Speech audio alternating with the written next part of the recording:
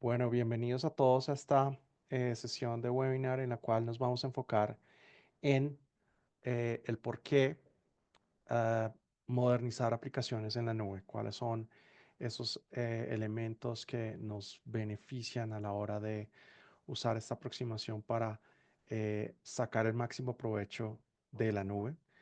Y, y pues vamos a estar viendo mm, desde varias perspectivas todo este proceso de modernización. Eh, Voy a iniciar presentándome muy rápidamente. Yo soy Ricardo González, Chief Technology Officer de Cloudster. Llevo más de 25 años en la industria de tecnología, en las áreas de arquitectura de software, arquitectura de soluciones, soluciones de nube. Y me he enfocado en apoyar estratégicamente a organizaciones en todo su proceso de adopción de tecnologías, de procesos de desarrollo de software, adopción de nube, operación, optimización en diferentes industrias. En este recorrido pues he tenido la fortuna de poder interactuar con mm, más de 870 empresas en interacción en proyectos específicos de tecnología. Y pues como parte de ese trabajo y esa experiencia, he sido reconocido como un influencer de tecnología Trusted Advisor en programas como Microsoft Regional Director o AWS Ambassador, que básicamente reconocen esa influencia y ese entendimiento para poder proveer soluciones efectivas a las diferentes organizaciones en sus escenarios tecnológicos particulares, de negocio y tecnológicos particulares. Como les decía, soy CTO de Cloudster y pues en Cloudster nos enfocamos en ayudar a nuestros clientes a adoptar y consolidar el uso de la nube. ¿Y esto qué significa?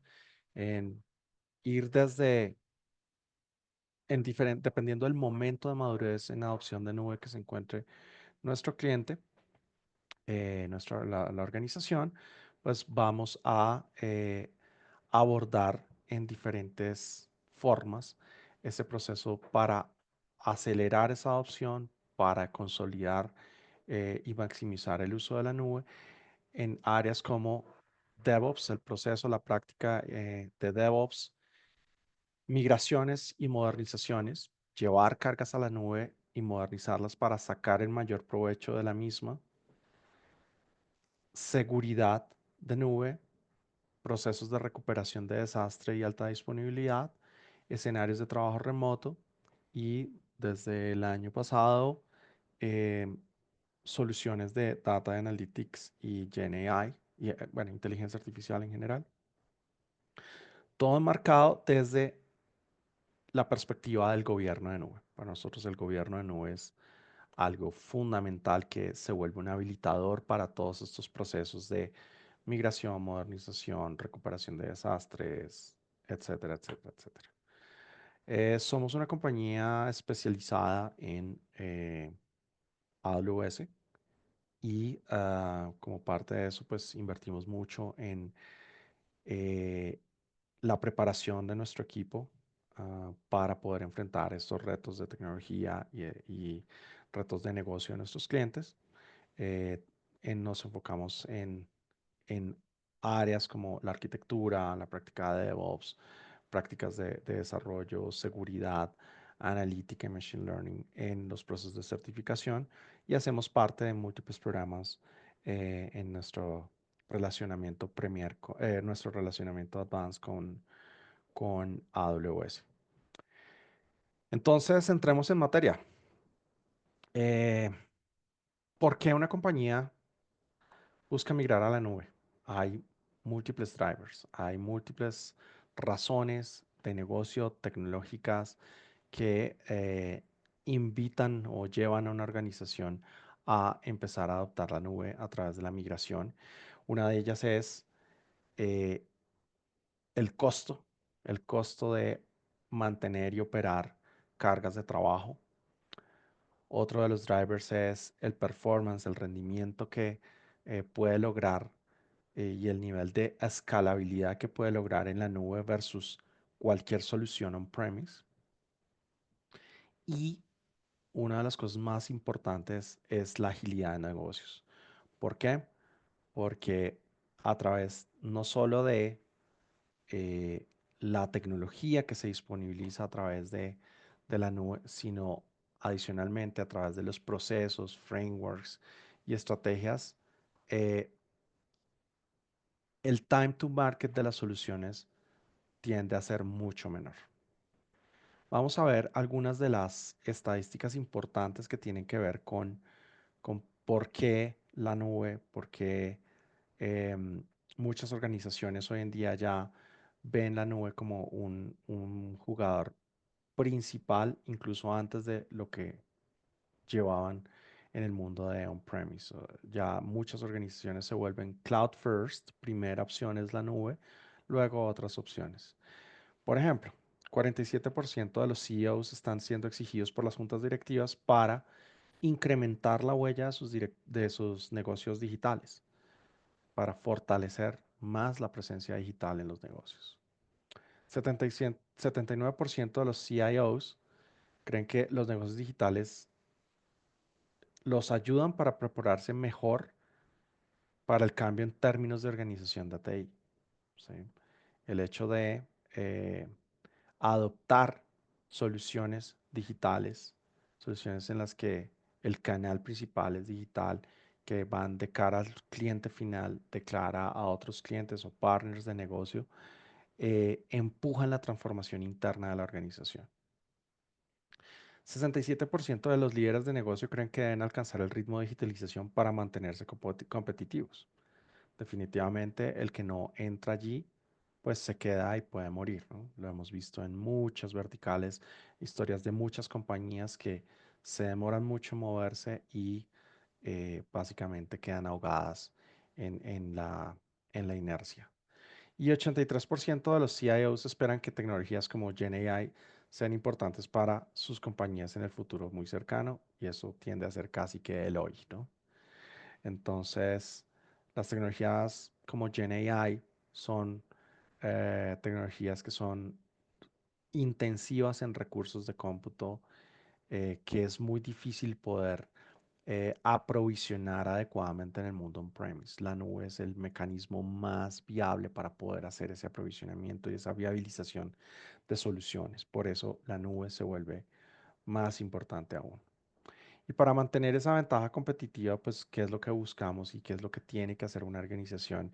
Es mantener un ciclo de innovación y el ciclo básico de innovación empieza con las ideas, con la experimentación, con los resultados y el feedback de esos experimentos y volver a ajustar y probar hipótesis para validar, no sé, estrategias de negocio, soluciones tecnológicas, mejoras en los procesos de negocio, etcétera, etcétera. El ciclo de innovación puede reducirse, puede ser tan simple como estos tres pasos que como resultado buscan validar hipótesis e implementarlas, integrarlas dentro de los procesos de negocio y las tecnologías, las soluciones de negocio, ¿no? Entonces, una vez entendiendo que hay esa necesidad de estar innovando, también la motivación de las organizaciones para modernizar las aplicaciones también son diferentes. Las motivaciones pueden variar mucho dependiendo de los roles en la organización. Por ejemplo, un CIO, Chief Information Officer, busca enfocarse en cosas como la agilidad y productividad del equipo, mejorar las experiencias de los usuarios, mejorar las experiencias de los clientes, adoptar tecnologías de punta como GenAI, principalmente, a diferencia de lo que puede estar enfocado alguien como el CSO, el Chief Security Officer. El CSO está pensando más en cómo controlar y cómo ponerle límites de seguridad y de uso responsable a las soluciones de GenAI, en cómo garantizar que las soluciones que se implementan están dentro de los marcos de seguridad y cumplimiento en los que se enfoca la organización y en escenarios, por ejemplo, de adquisiciones y uniones entre compañías, cómo poder escalar rápidamente de manera segura en un escenario de estos. Entonces, fíjense que un CIO y un CSO tienen prioridades diferentes, pero ambas están alineadas a una necesidad de modernización. Lo mismo, un vicepresidente de Big Data lo que busca es poder integrar de forma masiva soluciones tan específicas como IoT o para soluciones de Machine Learning para procesar grandes volúmenes de datos, armar modelos predictivos de categorización, etcétera, etcétera, para hacer procesos de transformación de datos, para adoptar tecnologías nuevas como GenAI, ¿cierto?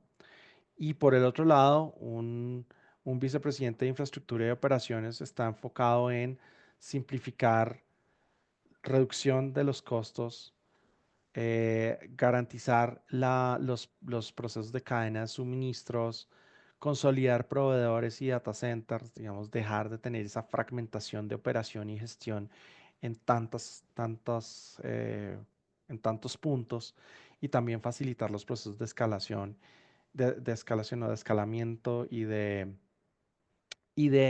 integración en escenarios de adquisiciones. Entonces, cada rol, y aquí pues hay otros más en una organización, tiene diferentes motivaciones para hacer un proceso de modernización de aplicaciones. Ahora, ¿qué beneficios nos trae tanto la migración como la modernización? Desde la perspectiva de IDC, tenemos estadísticas generales de 409% de retorno de la inversión en 5 años en procesos de migración y modernización. Esto no es un número menor, es 4 veces la inversión.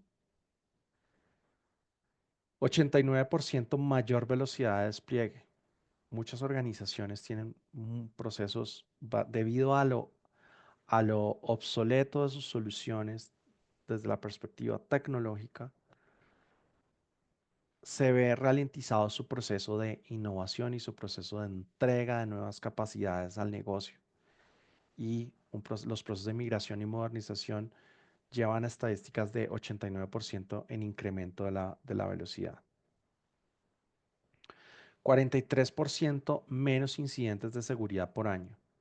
Uno de esos tabús más grandes que hay es que la nube es insegura, es que es más seguro mi data center, es más seguro mi infraestructura aquí en la oficina. Partiendo de la diferencia de la infraestructura física, con solo la seguridad física sobre los ambientes, ya tenemos una diferencia abismal entre las capacidades que nos puede proveer un data center de nube pública en AWS a lo que yo podría tener en mi ambiente on-premise. Seguridad física, seguridad antidesastres, redundancia, capacidades de comunicaciones, etcétera, etcétera. Entonces, los incidentes tienden a reducirse porque muchos de los vectores de ataque que existen en el mundo on-premise no existen en el mundo de la nube. ¿Mm? Y 3 veces más características del software de las soluciones de negocio entregadas por año. Con ese incremento en la velocidad de despliegue, en la velocidad de entrega, pues tenemos más capacidades en el software.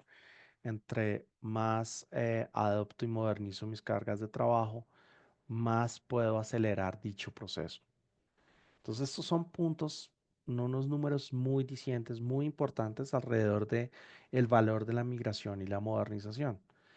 Algunos clientes que han tenido esos procesos de modernización, de migración y modernización son bien importantes y los menciono acá porque son organizaciones con escenarios de TI muy complejos en industrias reguladas, con una huella informática muy grande, que pues uno podría pensar que es un completo reto poder hacer estas estrategias de migración, pero en la práctica pues no,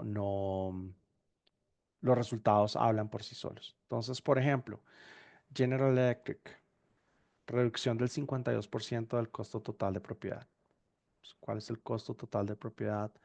Todo lo que todo lo que nos implica la adopción de la tecnología. ¿Mm? Lionsgate, el estudio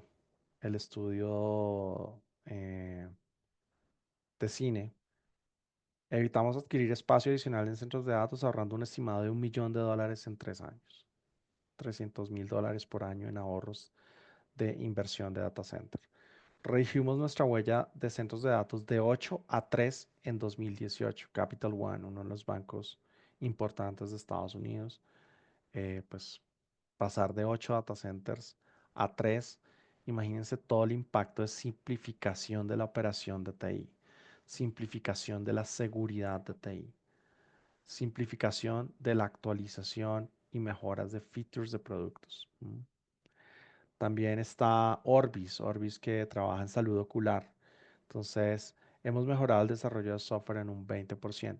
Pueden ser múltiples métricas, la velocidad de entrega, las capacidades desplegadas, reducción del número de defectos inyectados en el software, etcétera. Sin AWS necesitaríamos que el equipo de DevOps tuviera al menos el doble del tamaño. Esto es Avicia. Avicia es tiene unas soluciones de telesalud. Entonces, pues es otro escenario.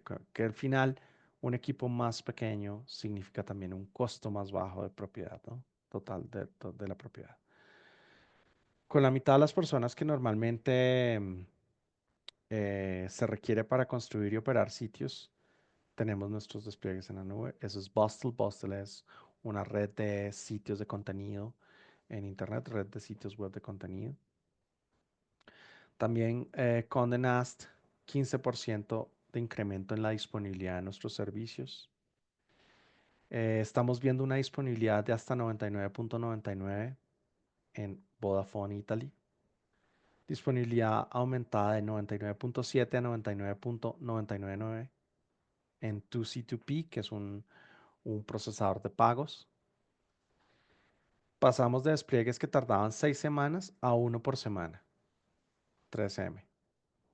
Se configuró en aproximadamente un quinto del tiempo que habría llevado a hacer una construcción e implementación.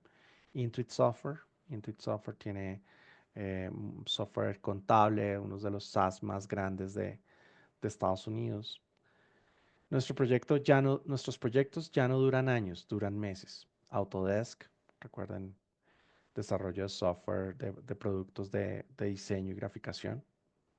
Entonces, estos son algunos ejemplos en números bien importantes que hacen reflexionar sobre este beneficio.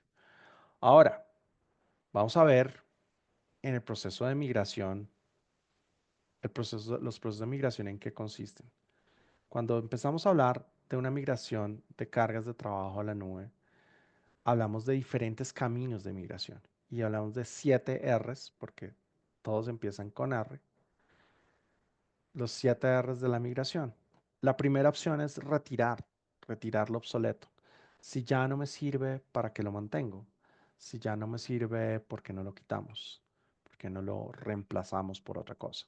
Entonces, la R de retirar, la primera R es una de las primeras opciones a revisar.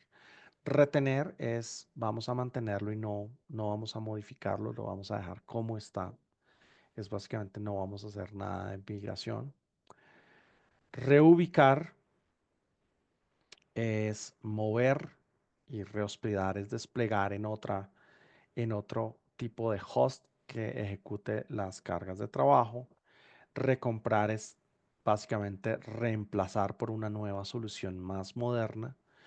Replataforma, empezamos a aprovechar servicios más administrados de la nube para hospedar nuestros recursos. Y rearquitectar es rediseñar para aprovechar al máximo el beneficio de la nube. O sea, es reconstruir, rediseñar, reimplementar para sacar ese máximo valor. ¿Cómo se escoge qué aplicaciones yo debería modernizar? Y acá tenemos dos perspectivas importantes, muy importantes ambas.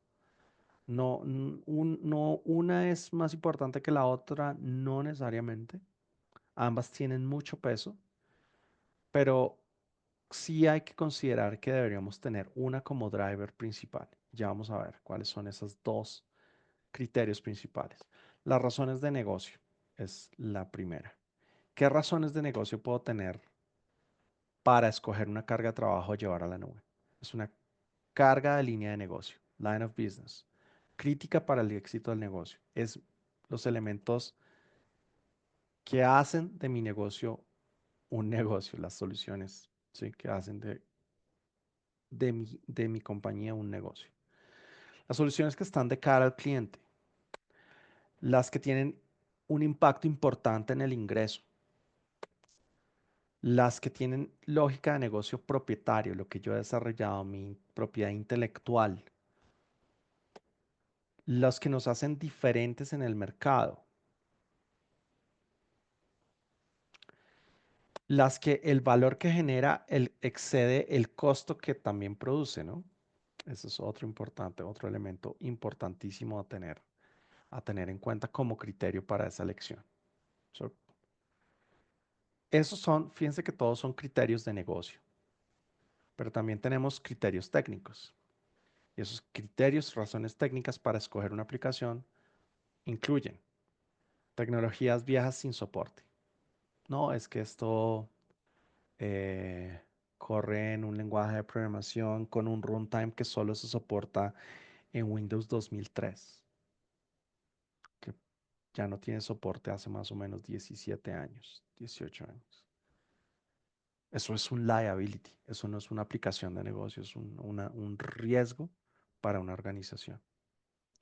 Se cae el servidor, se daña, se pierde la forma de recuperar un ambiente de ejecución tan retro por alguna incompatibilidad específica de tecnología y perdemos la capacidad de prestar ese servicio. Los retos de rendimiento y escalabilidad. Cuando nuestras cargas de trabajo, justamente al tenerlas en un escenario de despliegue on-premise, en las cuales la escalabilidad y rendimiento pueden ser un reto, ya sea por costos o por la velocidad con que puedo aprovisionar recursos, son un escenario importante. E incluso cargas que ya estén migradas en la nube, pero que no esté sacando el máximo provecho en términos de rendimiento y escalabilidad. Es una carga que no es escalable por su mismo diseño. Pues ahí es un candidato a ser modernizada. Dificultad para extender capacidades. Se construyó en 2008 y hasta el día de hoy no lo hemos podido modificar ningún flujo, ningún proceso, porque es que eso es una caja negra que escribió alguien que se fue hace 10 años y que nadie tiene el código y nadie sabe cómo hacer esa modificación, ¿no? Es otro escenario de falta de habilidades y pérdida de conocimiento. Nadie sabe cómo hacerlo o las personas que sabían hacerlo, pues se fueron. El código que tiene las aplicaciones, que tienen muchos defectos, que todo lo que se ejecuta falla y nos genera procesos, reprocesos adicionales. Vengan, es que a este cliente le falló la transacción, entonces corran este query allá en la base de datos para actualizar ese registro que quedó mal hecho. Porque, no sé, una validación de datos no está bien hecha y no podemos modificar ese código. No sé, o no ha habido tiempo para modificarlo. Cuando empiezan a haber esas cargas operativas adicionales por la mala calidad del software, es un momento importante de revisar qué es lo que estamos haciendo con ese software. Nos cuesta más mantenerlo así y operarlo así. Costosa de ejecutar, difícil de integrar. ¿Mm? Cuando hablamos de código espagueti, aplicaciones y espagueti, es que todo está combinado, ¿no? El espagueti, piensen en espagueti con salsa, con algunos ingredientes, todo mezclado. Uno puede, al final, después de eso, no puede separar las cosas. ¿Sí? Esas son aplicaciones difíciles de integrar, difíciles de evolucionar, difíciles de extender. Y en muchos casos caen en la categoría de lo que llamamos los monolitos.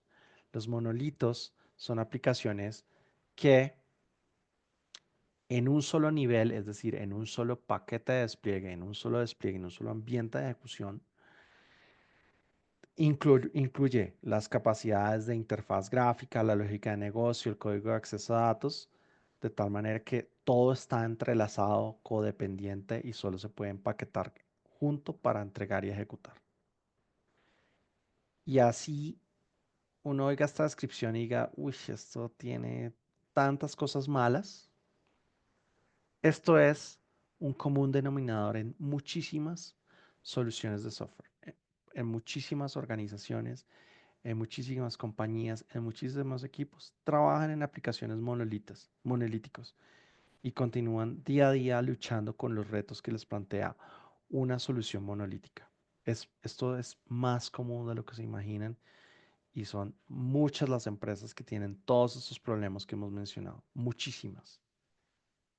Ahora, ¿qué retos nos trae eso? Pues de cara al negocio, lo que veíamos, no evoluciona, no permite cambiar. La innovación es lenta, el tiempo al mercado termina siendo mucho más lento porque como si yo quiero modificar algo, pues al final tengo que empaquetar y distribuir todo. Si esto es, por ejemplo, una aplicación que es cliente-servidor y que corre en máquinas cliente, pues todo ese paquete de distribución se vuelve muy difícil. También ese tiempo de entrega se vuelve más largo porque debo garantizar que lo que modificamos no dañó nada más. Y ahí están las fronteras de equipo que no son claras. Es que tengo un equipo que hace los aspectos del módulo de compras y otro equipo tiene el módulo de inventario, pero como al final están tocando el mismo esquema de datos, están usando los mismos componentes, todos meten la mano en el mismo código, todos tienen que desplegarlo junto, es muy fácil la contaminación cruzada entre módulos. Los cambios tienen efectos no visibles. Allá el equipo de inventario cambió el tipo de dato la variable cantidad de entero a doble y resulta que el módulo de compras espera que ese dato sea un entero. ¿Mm? Se cambió a doble porque se necesitaba meter fracciones de unidad, pero el de la compra no sabía que tocaba hacer eso y solo se da cuenta cuando va a crear una nueva compra cuando se desplegó y si no se hicieron pruebas efectivas, pues no se van a dar cuenta. Desde la perspectiva técnica, el alto acoplamiento en que todo se medio toca y afecta todo por todo lado, la baja cohesión, es decir, cada parte del código hace muchas cosas, no una sola cosa muy bien. Los despliegues son difíciles y se vuelven más lentos porque toca tener en cuenta que no vaya a dañar nada, que todo lo que se pueda afectar toca validar, probar muchísimas veces y el ciclo de entrega se vuelve súper lento. Las aplicaciones son frágiles, ¿no? Cualquier cosita las rompe, las daña, difíciles de entender por esa integración de espagueti que hablábamos hace unos minutos.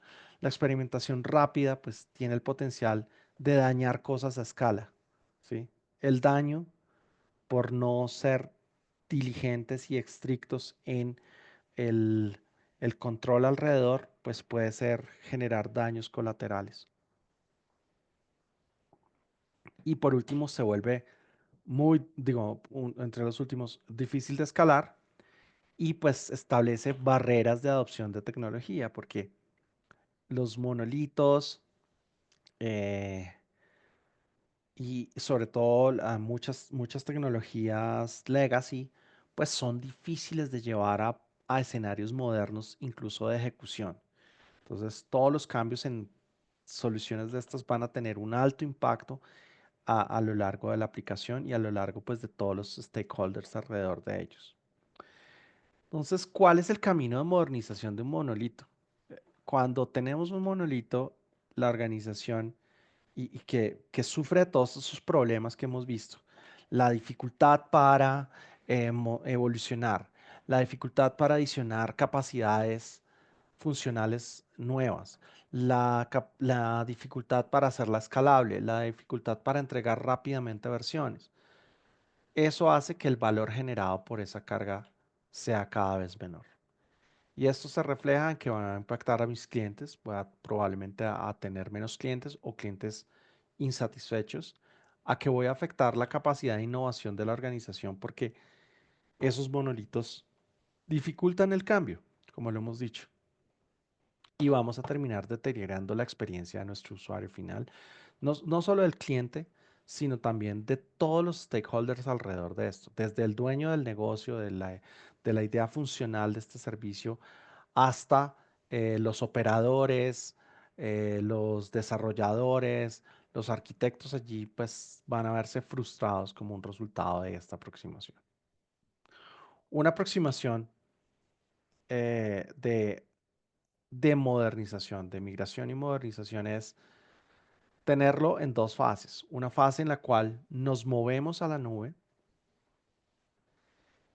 donde buscamos tener ventajas rápidas en términos de ese proceso de lift and shift, de levantar y mover a la nube, buscando ahorro de costos, productividad, resiliencia, agilidad.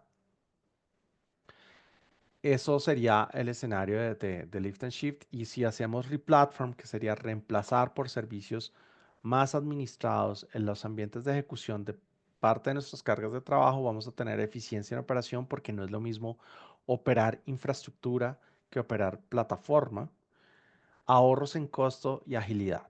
¿Mm? De igual manera, una vez hecho esto, planteamos una segunda fase en la cual modernizamos. Ya cuando estamos en la nube ya se vuelve mucho más sencillo reestructurar mi arquitectura, redefinir, porque no tengo que, uno, tener más recursos físicos, puedo crear recursos, destruirlos en demand, sin afectar mi carga de trabajo. Puedo tener otros ambientes independientes en donde yo puedo hacer despliegues, eliminaciones totalmente controladas de dichos recursos. Y en ese proceso de modernización y refactorización, pues hay muchísimos patrones que uno puede utilizar para refactorizar arquitecturas de software, arquitecturas monolíticas. Están los servicios, el servicio auxiliar es un patrón importantísimo en esta partición de la funcionalidad de una aplicación, las transacciones de negocio, los servicios por equipo, en donde fragmentamos también organizacionalmente nuestros equipos para enfocarse en servicios particulares. Los subdominios de negocio es un concepto de el Domain Driven Design, que es básicamente enfocarse en el dominio de negocio para poder diseñar la solución. El Event Storm, la tormenta de eventos, que es básicamente un escenario en el cual planteamos arquitecturas orientadas a eventos, que es básicamente componentes y servicios respondiendo a eventos que suceden. Y los eventos son una foto de algo que pasó. Entonces, pues hay componentes que están escuchando esos eventos y que tienen que reaccionar y hacer cosas acorde al evento que haya sucedido. Y por último, el higo estrangulador, el Strangle Freak. El Strangler Freak básicamente es un otro patrón que vamos a ahondar un poquito más hoy, en el cual lo que busco es justamente partir mi aplicación sin ver impactada la experiencia del cliente. Entonces, algo que es muy común en estas aproximaciones de refactorización es el concepto de los microservicios. Y también hay un misconception, un error de entendimiento y de definición sobre los microservicios que muchos equipos, muchas organizaciones confunden microservicios con contenedores. Los contenedores no son microservicios. Los contenedores son un mecanismo de empaquetar y desplegar software. No necesariamente ese software que yo empaqueto y despliego es un microservicio. ¿Mm? Microservicio es una aproximación arquitectónica del software y es cómo parto y cómo segrego la responsabilidad funcional y la responsabilidad de ejecución de tal manera que haya menores dependencias entre los mismos y que puedan evolucionar de manera independiente.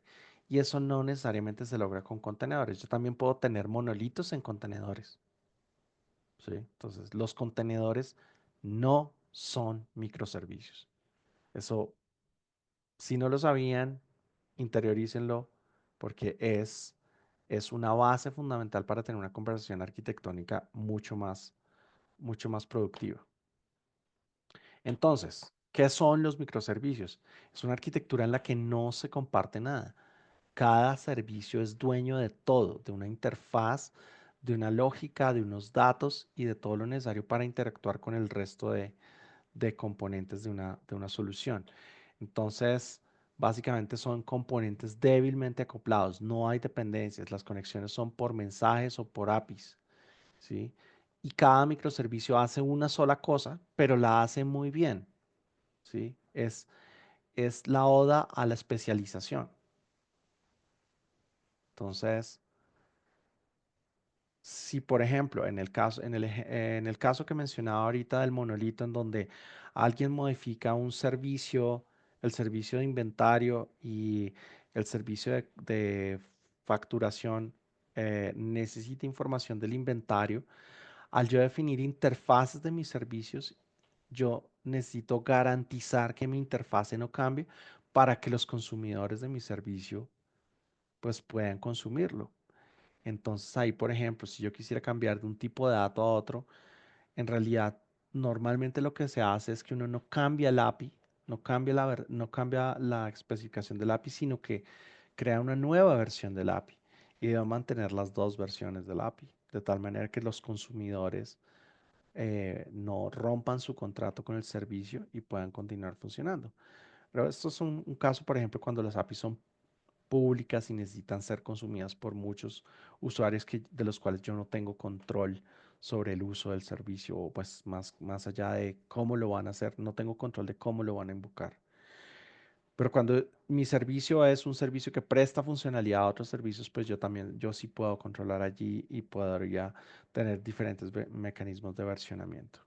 Ahora, esta estructura, un API, que puede ser un API HTTP o puede ser un API a través de mensajería, con una lógica de negocio y un almacenamiento de datos que puede ser base de datos relacional, base de datos Java Valor, o un repositorio de objetos o una base de datos de time stream, una base de datos de blockchain, puede ser una base de datos columnar, lo que sea que me resuelva los problemas de negocio que requiere resolver ese servicio.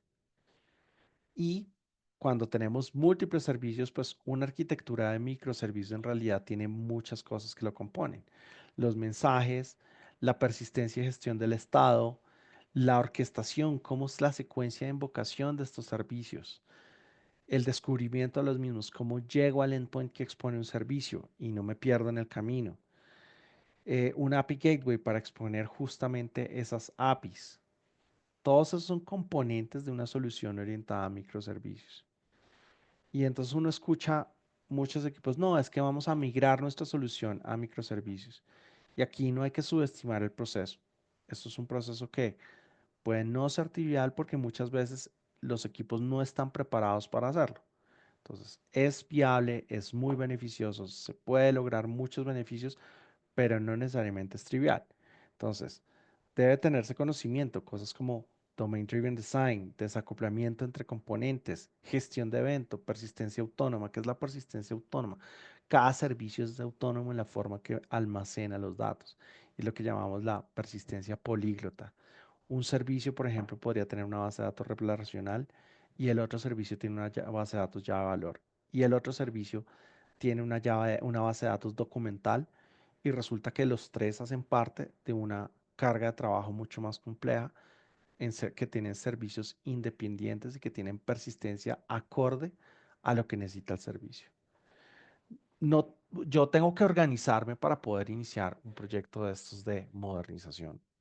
Y organizarme pues implica varias cosas, las definiciones, los equipos, los alcances, el proceso, las tecnologías que voy a utilizar. No necesariamente es un proceso rápido, sobre todo si estoy empezando a probar.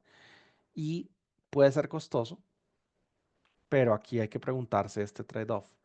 ¿Es más el costo de hacerlo que de no hacerlo? ¿Cuál es el costo de no hacerlo? Esa es una pregunta importante, que muchas organizaciones no se la hacen de manera profunda para a veces, por ejemplo, determinar que no me quiero migrar o no quiero modernizar, ¿sí? Entonces es importantísima esta, eh, ese análisis del trade-off. Ahora, ¿Por qué refactorizar y por qué microservicios? Una de las ventajas que tienen los microservicios es que el radio de explosiones es reducido. Cuando tenemos componentes, servicios que son independientes completamente, si algo se daña en el servicio, solo se daña en ese servicio. Si hay dependencias de servicios externos con este servicio,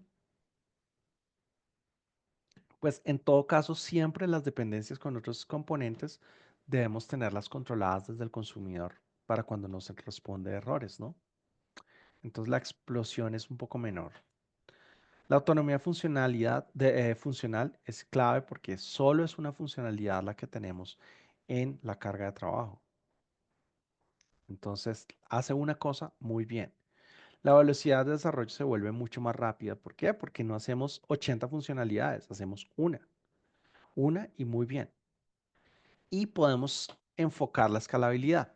Pensemos, nuestro monolito solo corre en una máquina, al menos en una máquina que tenga, no sé, 16 procesadores y 32 gigas de RAM. Es un ejemplo. Y esa escalabilidad se requiere porque es que hay muchísimos usuarios que utilizan la búsqueda de catálogo en mi e-commerce y resulta que por cada 100.000 búsquedas en el catálogo del e-commerce, realmente solo hay una transacción de compra. Entonces, ¿qué significa? Que yo estoy escalando teniendo como driver un solo servicio y pueda que eso no sea lo más adecuado para mi caso. Podría ser que yo pueda segmentar en dos servicios diferentes, uno que es el catálogo y otro que es la transacción de compra, en la cual pues tengo un mecanismo de autoscaling específico para ese catálogo de productos y por el lado de la compra pues no necesito tanta escalabilidad porque solo tengo una transacción por cada 100.000, por ejemplo. ¿Mm? Entonces, ¿cómo se ve gráficamente esas fases de lift and shift? Entonces, en Lift and Shift, pues yo tengo mi centro de datos y lo que quiero llevar es toda esa infraestructura a ambientes en la nube. Ambientes en la nube que pueden ser instancias, que pueden ser contenedores, que pueden ser algunos servicios de cómputo más administrados, dependiendo del nivel de shifting, como se pueda hacer, pues habrán más o menos servicios. Y una vez llevado a la nube, pues podemos empezar a modernizar.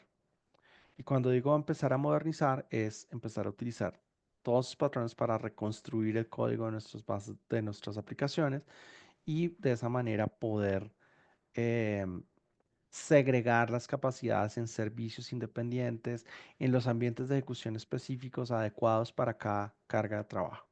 Entonces, el patrón es el estrangulador, el higo estrangulador, básicamente lo que hace es crear un nuevo sistema por los laditos. Pensemos en esta arquitectura que es un monolito web, en el cual toda la lógica gráfica, la lógica de negocios y los acceso a datos está embebido en un solo paquete en el servidor. ¿Cómo hago un sistema por los laditos?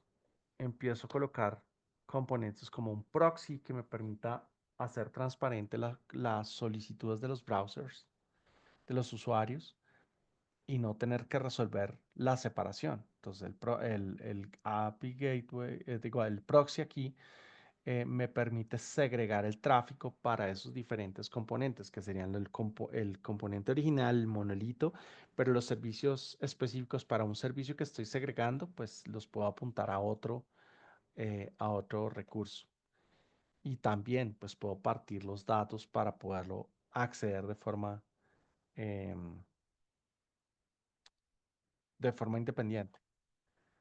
Entonces, fíjense que voy moviendo cada pedazo, el servicio, los datos, a otro ambiente y apuntando desde el proxy.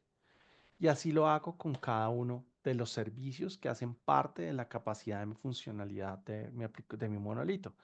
Voy sacando y cada vez que llamo un servicio o ya habilito otro servicio, pues el tráfico es para ese componente del otro servicio, no para el monolito. Y de esa manera hago más escalable y flexible mi aplicación.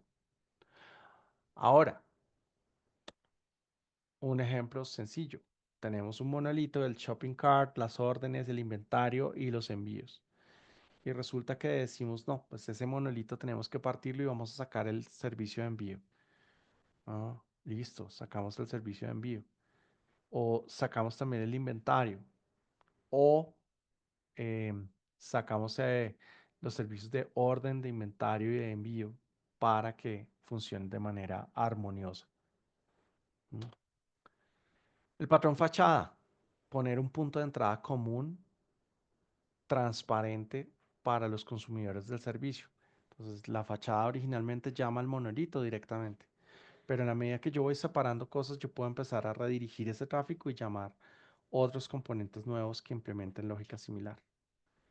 Entonces, esa capa de fachada me permite crear el concepto de un adaptador. Un adaptador es, como su nombre lo dice, adapta una interfaz a otra. Entonces, la interfaz del API, la interfaz que llega, de la llamada que llega acá, la puedo convertir en una llamada a un procedimiento almacenado, por ejemplo.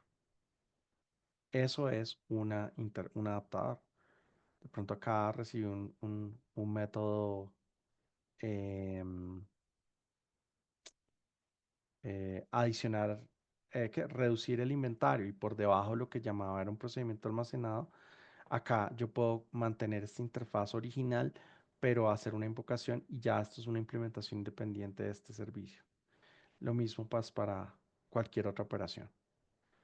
Entonces, cuando yo empiezo a separar las cosas y empiezo a tener múltiples servicios, pues vemos cómo se pueden, digamos, de alguna forma mantener algunas dependencias que poco a poco voy a ir separando. Ejemplo, un estrangulador en la práctica con un servicio que se llama eh, em, que se llama AWS Refactor Spaces me va a permitir simplificar el proceso de implementar este tipo de patrones de segregación a través del Strangler Fig. Entonces, un estrangulador en la práctica, ¿qué es? Tengo mi aplicación originalmente con estoy diciendo un ejemplo sencillo, una máquina virtual, una base de datos y un frontend en buckets. Ahora, ¿cómo separo esto? Pues pongo una fachada común a manera, en este caso, de un API Gateway y las cosas que no he modernizado siguen yendo a la máquina a la máquina que tiene el servicio originalmente, pero lo que estoy remodernizando, lo que estoy reconstruyendo y modernizando viene a ejecutarse en una lambda. Entonces los requerimientos aquí van a empezar a ser enrutados y esto va a tener que almacenar la información en su repositorio específico, en este caso Lambda versus RDS. Refactor Spaces es un servicio administrado que me permite justamente implementar este patrón del higo estrangulador de manera nativa con AWS. Entonces me permite configurar esa infraestructura para separar componentes de una carga de trabajo, refactorizar, reescribir y rearquitectar. Entonces me permite que la operación se pueda continuar en la medida que voy haciendo la transición. Servicios como API Gateway, Transit Gateway, VPC Links para integrar los servicios son parte de este servicio de Refactor Spaces. Entonces, en Refactor Spaces, ¿qué tenemos? Tenemos un ambiente que está compuesto por varias cuentas. Una cuenta en la que está la aplicación original y en la cual redirigimos para ciertos servicios. En este caso, hay una nueva ruta para este servicio que está en esta cuenta y acá otra ruta para este servicio que está en esta otra cuenta. ¿Mm? ¿Cómo se ve esto en la implementación de Refactor Spaces? Lo que va a hacer, por ejemplo, en primera instancia es separar VPCs para separar las cargas de trabajo. El API Gateway, en vez de ir directo al recurso, llama un balanceador de carga, el cual enruta a un Network Gateway, que es el mecanismo de conexión de VPCs, de, de, de VPCs, de VPNs, de comunicación entre cuentas, ¿cierto? Y ese Transit Gateway a través de un attachment de VPC que me va a permitir conectarme a las cargas que son, ya sea a a máquinas S2 o a las funciones Lambda. y pues continuar con la operación. Aquí estoy modificando esta aplicación para que utilice un repositorio DynamoDB. Y ahora, pues lo que me va a permitir Refactory Spaces es también habilitar una nueva cuenta de la cual se conectan el API Gateway y el Transit Gateway directamente para poder hacer esas configuraciones. Entonces, veamos, ya para terminar, ir terminando, que estas aproximaciones de cambiar la arquitectura de mis aplicaciones, de modernizar, me van a permitir aportar valor económico a la organización, teniendo como referencia esta barra como el costo del escenario on-premise. Entonces, cuando hacemos la comparación con el costo unitario de lift and shift y de ajustar los tamaños, pues empezamos a tener un menor costo por ciclo de CPU. En términos de entorno, podemos monitorear el consumo y el licenciamiento de eh, la utilización de componentes y software que no requiera licenciamiento. También lo puedo hacer. Además, puedo mover mis servicios a recursos administrados, servicios administrados por AWS, y esto nos va a seguir reduciendo el costo unitario. Y por último está a nivel de aplicación, modificar la arquitectura para que sea serverless y para exponer una continuidad, una optimización continua en el consumo. Entonces, fíjense, estos son diferentes acciones que se enfocan en mejorar el consumo que se tiene dentro de las cargas de trabajo. ¿Esto qué significa en términos de modernización? Cuando estamos haciendo lift and shift no estamos modernizando, cuando estamos haciendo right cycling estamos empezando a parcializar un poco esa, esa definición. La política de uso y modelos, esa sí me parece que es importante, pues o sea, un primer cambio importante ya en los aspectos de optimización de costos, que no tienen que ver con la modernización. Más adelante, la base de licenciamiento de open source, de componentes de open source, también tiene un ingrediente de optimización de costos. Y ya, pero los que más impacto tienen, pues van a ser estos tres últimos. El movernos a servicios autoadministrados y arquitectura serverless con procesos continuos de optimización. Allí es donde vemos realmente el mayor nivel de ahorro y el mayor nivel de modernización de las cargas de trabajo. Ya para cerrar, como conclusiones y pues para darle paso a las preguntas, no sé si ya hayan identificado algunas preguntas, pero tenemos que una clave es identificar y priorizar las aplicaciones que yo debería modernizar. ¿Qué criterios teníamos? Los criterios de negocio y los criterios técnicos. Y una recomendación general es que el objetivo técnico tiene un mayor impacto para la decisión porque golpea directamente, específicamente a la generación de valor de la organización, al ingreso, a los beneficios de negocio. Entonces debería tenerse como guía para priorizar y seleccionar el patrón que vamos a utilizar para descomposición de la aplicación. La reducción del riesgo, pues migrar por fases. Migrar, luego modernizar es una parte importante. Usar una aproximación incremental para refactorizar. Eso es usar algunos de los patrones que hemos visto. El higo estrangulador, la fachada, el adaptador, el API Gateway como capa proxy, etcétera, es clave para que esto funcione correctamente. Y también es importante entender y poder evaluar otras estrategias como el event storming o la descomposición de servicios, que es básicamente toda esta lógica que mencionamos ahorita de cómo fragmento y cómo redirijo mi tráfico a nuevos componentes o cómo respondo de manera asíncrona ante los eventos que se puedan estar representando en la aplicación. Y pues como un consejo general, como les decía, hay retos para hacer esto internamente en muchas organizaciones. Realmente, si consideran que se requiere, busquen un apoyo de un experto.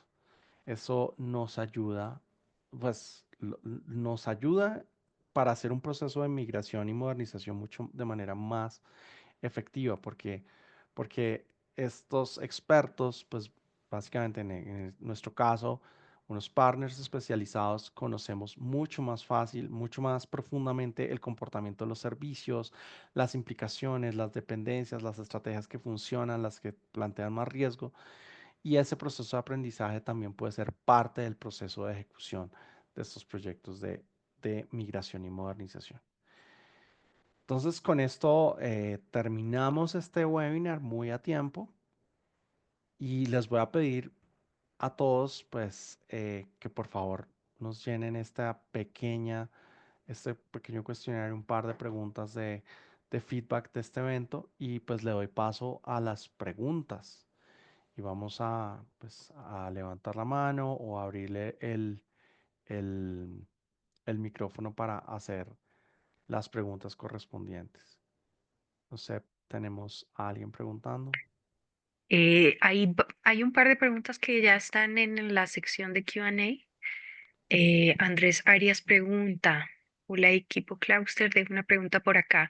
¿Cuáles creen que son los errores más comunes que las organizaciones suelen cometer durante la transición y cómo los recomiendan evitar? Ok, voy a ahondar allí. La transición, y pues interpretando la pregunta, la transición se refiere tal vez en el proceso de transición entre el monolito y una aplicación partida en microservicios. Voy a abordarlo allí desde esa perspectiva. Allí uno de los retos tiene que ver y de los errores comunes es no manejar correctamente el estado de los datos, garantizar que al empezar a separar, pues los datos van a empezar a cambiar su naturaleza, que si de pronto en el escenario original era una base de datos relacional y yo ya estoy metiendo aquí otros repositorios de datos en esa evolución, pues los datos, la naturaleza transaccional de esos datos va a empezar a cambiar y pueda que voy a tener en ese proceso de transición momentos en los que tengo datos, tengo que repetir las transacciones en ambos repositorios o replicar el estado en ambos ambientes mientras se hace el proceso de transición. A veces el no pensar en ese diseño puede ser un reto y puede dificultar mucho las cosas para los equipos o no tener claro los escenarios de escalabilidad requeridos también es un reto común que se presenta. Porfa, Andrés, confírmanos si esto responde a tu pregunta o si tienes algún follow-up. Listo, cuéntame. Bien, paso a la siguiente pregunta. ¿Cuáles son las mejores prácticas para minimizar el tiempo de inactividad durante la migración de aplicaciones críticas a AWS? Excelente, excelente pregunta. Esa es una pregunta bastante común, dada que la mayoría de cargas de nuestros clientes son críticas para su negocio. Necesitan estar 7 por 24 disponibles y darse el lujo de un tiempo fuera no es fácil. Entonces, hay procesos en los cuales uno puede hacer migración y sincronización continua de los ambientes. Por ejemplo, pensemos en un escenario que tenemos nuestra carga de trabajo on-premise. Pensemos una arquitectura tradicional de 3 niveles, aplicación, componente de interfaz gráfica, componentes de lógica de negocio, componentes de datos. Nosotros podemos hacer esa migración a la nube de manera constante. Por ejemplo, ¿qué necesitamos garantizar que esté al día? Por ejemplo, los datos. Los datos constantemente están cambiando al estar expuesta, funcionando mi carga de trabajo, ¿cierto? Cada logón, cada nueva transacción, pues va a registrar datos. Yo necesito replicar continuamente esos datos. Y hay servicios y mecanismos que me permiten garantizar que eso esté al nivel de milisegundos de sincronización con la nube. Eso es una primera parte, los datos. Ahora, la lógica de negocio, la lógica de interfaz de usuario, debo establecer unas ventanas en las que esa lógica pues la mantenga estable en el proceso de transición, pero yo también puedo mantener sincronizado esos recursos también. Entonces puedo irme en una aproximación, por ejemplo, de lift and shift, podría uno mantener sincronizadas máquinas virtuales, IaaS, infraestructura como servicio, que se mantiene sincronizado con cualquier cambio que se da en el ambiente on-premise. Y en los datos, por ejemplo, tener una capa de mayor abstracción y es sincronizar al nivel del motor de datos, no al nivel de los discos y las máquinas, sino del motor de datos para que se replique la información que se actualiza en tiempo casi real con los ambientes de nube. Teniendo eso sincronizado, es un ejemplo sencillo y es una aproximación de muchas que hay, pero teniendo esto sincronizado y esto en pie, uno básicamente lo que necesita es un espacio de cutover en el cual redirecciona el tráfico, cierra el tráfico de entrada momentáneamente, redirecciona al nuevo ambiente y abre nuevamente el tráfico, de tal manera que la inactividad sea la mínima posible, que es solo un redireccionamiento de red y con eso la carga de trabajo funciona correctamente. Ese es un ejemplo, pero hay otros mecanismos también en los cuales esa migración puede irse, por ejemplo, eh, a través de ya un replatform y es vamos a contenerizar nuestras aplicaciones que están on-premise y llevarlas a empaquetar y desplegar de manera más efectiva en uso de recursos en la nube, por ejemplo. Y hay otras estrategias que yo puedo usar para garantizar el tiempo de continuidad de las aplicaciones. Espero haberla respondido. Gracias, Ricardo. Aquí hay una más. Dice, ¿cuáles son las principales ventajas de elegir AWS para la migración comparado con otras plataformas en la nube? Mm, Pues yo creo que la evidencia de la trayectoria, ¿no? Pues AWS siempre se ha mantenido durante 14 años, 15, 14 años, 13, 14 años seguidos como líder en el cuadrante de Gartner en todos los aspectos de migración y en nube, en la gran mayoría de aspectos, específicos en los de migración, IaaS y plataforma como servicio. Eh, Eso es un indicador muy importante de las capacidades cruzadas que hay para poder hacer la migración. Por ejemplo, como les decía en la primera pregunta, que era estrategias de migración, lo mismo el de mantener el tiempo fuera de las aplicaciones al mínimo posible. Cuando, cuando combinamos todos los diferentes servicios que me funcionan para migrar hacia la nube AWS, tenemos un abanico súper amplio, desde pipelines de datos, eh, sincronización de imágenes, migración síncrona de bases de datos, replicación continua, contenerización automática y empaquetado de aplicaciones on-premise para llevar a la nube.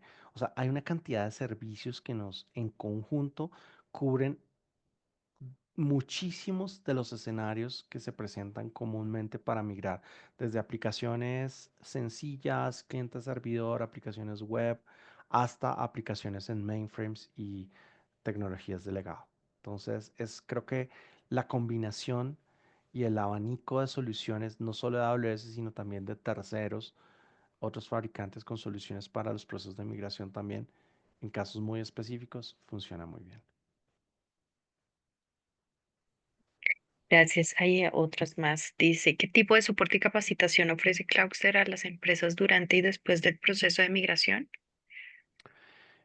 Muy buena pregunta. Nosotros en Cloudster, como mencionaba al comienzo, nos especializamos en todo el proceso de adopción y consolidación del uso.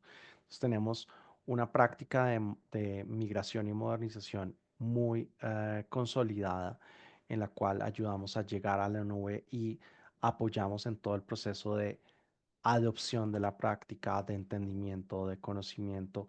Y muchas organizaciones también asumimos la responsabilidad de la operación y administración de dichas cargas de trabajo, permitiéndole a las compañías enfocarse en su negocio. Muchas compañías tienen tecnología porque la tecnología soporta su negocio, pero a veces lo que les cuesta gestionar, operar, administrar la tecnología es a veces más que lo que realmente le cuesta operar el negocio en sí.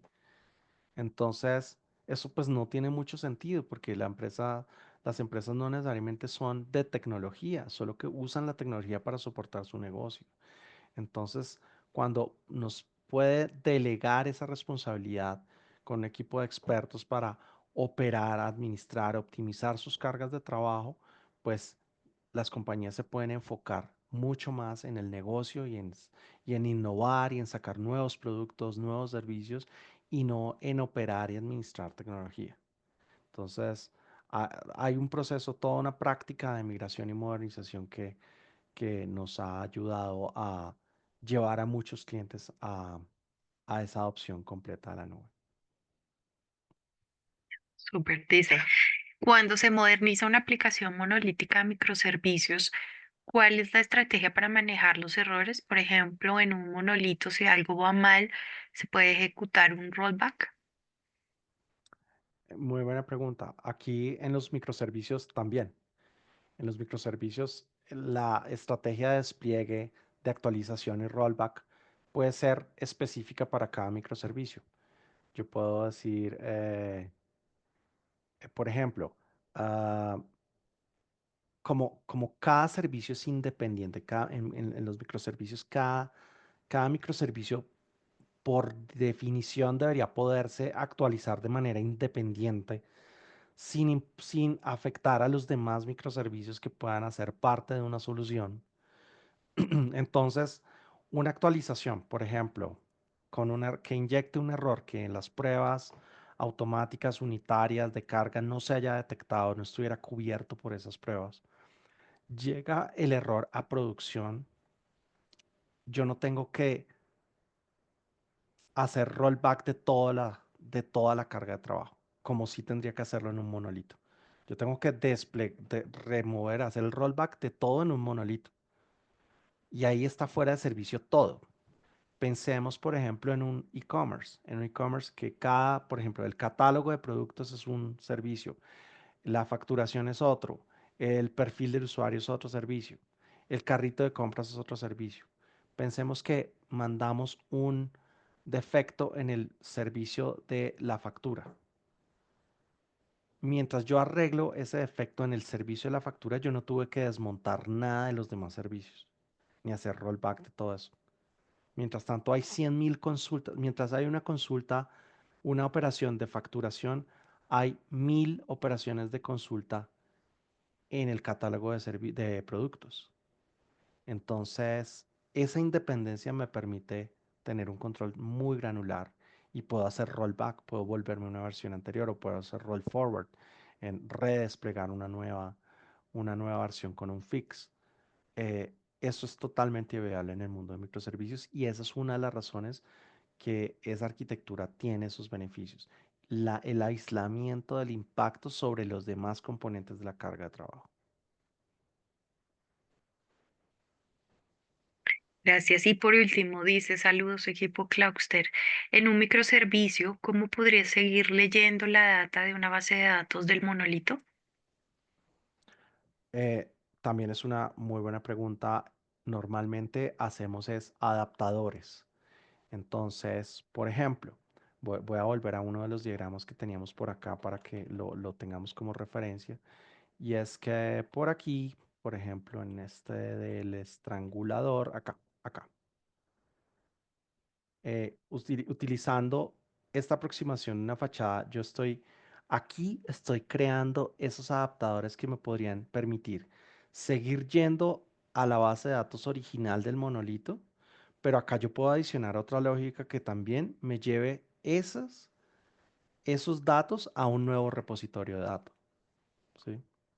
Lo que me permite este adaptador es aislar esta interfase, pero la implementación yo la podría hacer manteniendo este acceso a este repositorio y evolucionándolo para ampliarlo a otro repositorio.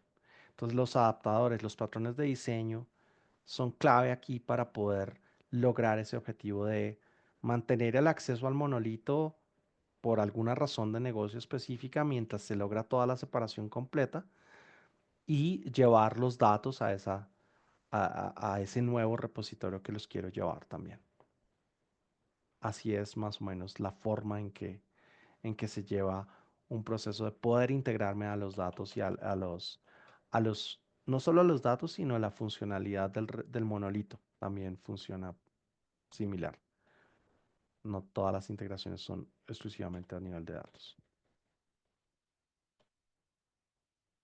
No sé si tenemos otra pregunta y... No, ya con esto finalizamos. Mil gracias, Ricardo. Gracias a toda Ah, la mira, audiencia por por asistir. acá hay otra, Ok, creo. ok, sí. ¿Existen alternativas a Saga Pattern para asegurar las transacciones de bases de datos? Sí, hay varias alternativas, hay varios patrones que me permiten, por ejemplo, la transacción de negocio es uno de esos patrones que podría funcionar muy bien para el business transaction. Me permite lograr ese proceso de llevar de un lado a otro la data. También yo puedo tener cosas como, por ejemplo, mecanismos de integración basados en los cambios que hay en los datos. Entonces, de pronto desde el monolito se generan algunos cambios y yo tengo que reflejarlos en otros repositorios. Entonces puedo utilizar, eso es un modelo de generación de eventos. Hay un evento que fue un cambio en una entidad de negocio y esa entidad viaja como parte de un evento que es procesado por los otros servicios. Entonces, hay diferentes aproximaciones que yo puedo tener para abordar ese escenario. Perfecto, mil gracias. Súper.